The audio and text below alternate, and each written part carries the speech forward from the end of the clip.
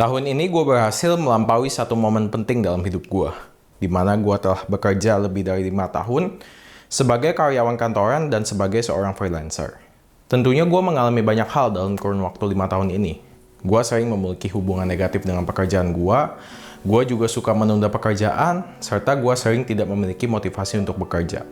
Tetapi sejalannya waktu pun gue belajar banyak hal tentang bagaimana kita bisa memiliki hubungan yang baik dengan pekerjaan, memiliki motivasi untuk bekerja, dan tidak menunda pekerjaan kita. Di video ini gue akan share 5 tips untuk bekerja lebih maksimal yang telah membantu gue dan gue harap bisa membantu kalian juga. Tips yang pertama, untuk meng-quotes Nike, just do it. Kita harus sadar bahwa hampir semua pekerjaan itu tidak sesulit yang kita bayangkan.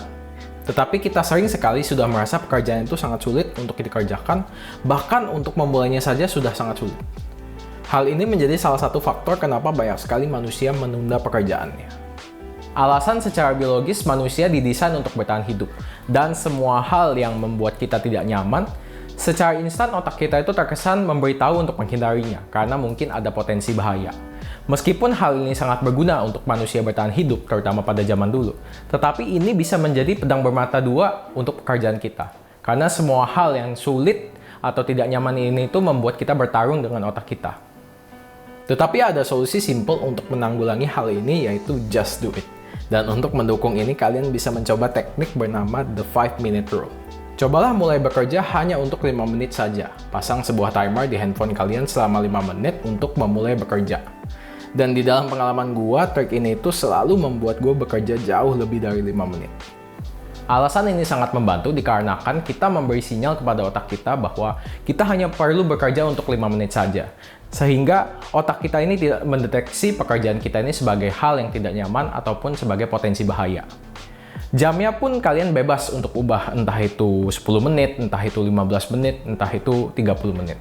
Pada intinya tips ini itu adalah untuk membuat pekerjaan kita itu terkesan mudah di awal, dan pada akhirnya kalian akan bisa bekerja lebih dari waktu yang kalian pasang.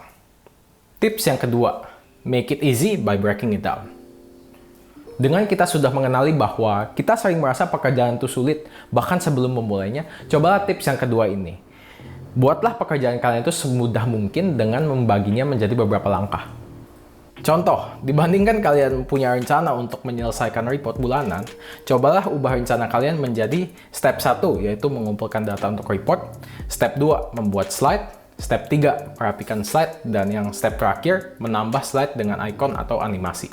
Dengan membagi pekerjaan kita ini menjadi beberapa langkah, sama seperti tips nomor 1, strateginya itu adalah membuat otak kita merasa bahwa pekerjaan ini itu sebenarnya mudah untuk dilakukan.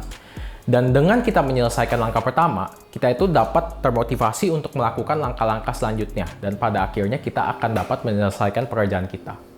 Alasan kita termotivasi pada saat ada progres atau kemajuan adalah karena hal yang bernama flow. Dan ini adalah hal yang akan menjadi tips ketiga gua.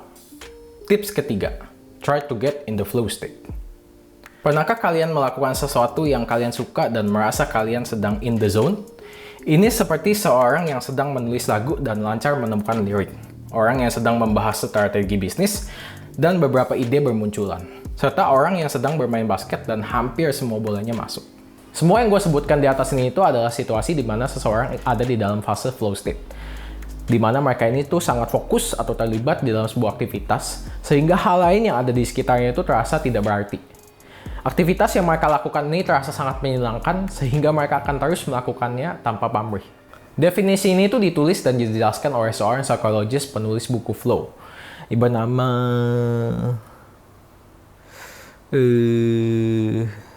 susah cuy namanya. Hey Google, who is the writer of Flow State? According to Wikipedia, Mihaly Robert Csikszentmihalyi was a Hungarian-American psychologist. He recognized and named the psychological concept of flow, a highly focused mental state conducive to productivity. Thanks Google. You are, as always, very welcome. Di buku yang dia publikasikan terkait flow, dia membahas tentang apa dampak positif orang memiliki flow. Dia menyebutkan bahwa orang yang sering mengaplikasikan flow dalam hidupnya memiliki level kebahagiaan, kesehatan, dan kualitas hidup yang tinggi. Jadi setelah kita udah tahu apa itu flow dan apa dampak positifnya, bagaimana cara seseorang bisa masuk ke dalam fase flow state? Kabar baiknya kita tidak perlu menjadi seorang penulis musik, CEO, ataupun atlet untuk memiliki flow dalam hidup kita. Setiap orang dengan background pekerjaan apapun itu bisa masuk ke dalam fase flow state. Cara yang mudah adalah kita bisa merefer ke sebuah grafik bernama flow channel yang mendeskripsikan situasi di mana skill yang kita miliki dengan tantangan yang kita hadapi berada pada level yang sesuai, di mana tantangannya tidak terlalu membosankan dan tidak terlalu sulit tetapi cukup menantang untuk kita mencoba mencari solusi dan pada akhirnya dapat menyelesaikan tantangan ini. Dengan melihat grafik flow channel ini, kita bisa memahami kenapa kita sering sekali menunda pekerjaan kita. Dua kemungkinannya adalah dengan skill yang kita miliki sekarang, tantangannya mungkin terlalu sulit, jadi kita tidak memulainya, atau terlalu mudah sehingga kita bosan untuk melakukannya. Tips untuk menanggulangi flow channel ini pada dasarnya simple, dan kembali lagi ke tips nomor 2, di mana jika pekerjaan itu sulit, buatlah langkah-langkah kecil untuk membuatnya semakin mudah. Dan jika pekerjaan itu membosankan, buatlah challenge kecil untuk dirimu untuk keluar dari zona nyaman, atau coba bekerja dengan memasukkan unsur novelty atau hal baru.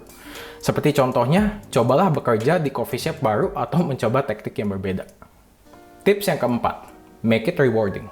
Tips ini tuh berhubungan dengan rewards jangka pendek dan jangka panjang. Dengan kita mengkorelasikan rewards dengan pekerjaan kita akan lebih termotivasi untuk memulai bekerja dan mencoba untuk menyelesaikan pekerjaan tersebut. Seperti yang sudah gue mention tadi, tips ini itu bisa kita aplikasikan untuk reward jangka pendek. Sebagai contoh, jika kamu ingin menonton show terbaru di Netflix atau bermain Instagram, kamu harus bekerja selama 1 jam atau menyelesaikan project ini. Serta untuk reward jangka panjang, kalian bisa selalu ingat kenapa kalian bekerja. Entah itu untuk membahagiakan keluarga, mencoba membangun bisnis, atau menabung untuk keliling dunia. Setiap orang pasti bekerja untuk mendapatkan sesuatu, dan apapun hal tersebut, jadikanlah itu motivasi kalian setiap harinya. Tips kelima, rest is a part of work. Istirahat merupakan hal yang kadang kita anggap sepele. Meskipun setiap dari kita sudah tahu bahwa kita membutuhkan istirahat, tetapi hal yang sulit itu kadang kita mencoba untuk istirahat dengan disiplin. Tujuan istirahat pada dasarnya adalah kita ingin bekerja untuk jangka yang panjang. Jika kalian peduli dengan level kebahagiaan dan kepuasan kalian terhadap pekerjaan dan proses bekerja itu sendiri, jadikanlah istirahat itu sebagai bagian dari proses bekerja. Kelelahan atau burnout dari pekerjaan kita ini itu merupakan hal yang sangat mengurangi motivasi kita untuk bekerja dalam waktu jangka yang panjang. Sehingga buatlah istirahat menjadi bagian dari pekerjaan kita. Istirahatlah pada jam makan siang, istirahat snack sore, atau tidur siang 30 menit jika kalian merasa sangat lelah. Dan tentunya disarankan kalau kita bisa tidur 8 jam setiap harinya. Semua hal yang sudah gue sebutkan itu tuh merupakan hal yang gue dapatkan dan gue pelajari selama 5 tahun pengalaman gue bekerja. Dan percayalah, gue mengaplikasikan tips ini ke dalam hidup gue karena semua kesalahan yang telah gue buat. Gue harap dengan gue share tips ini itu dapat membantu kalian di dunia bisnis, di dunia pekerjaan, ataupun semua hal yang sedang kalian kerjakan sekarang. Richard mengatakan bahwa manusia akan menghabiskan sepertiga hidupnya untuk bekerja. Jadi, kita harus melakukan apapun yang kita bisa untuk bisa menikmati sepertiga bagian dari hidup kita itu. Thanks for watching. Bye.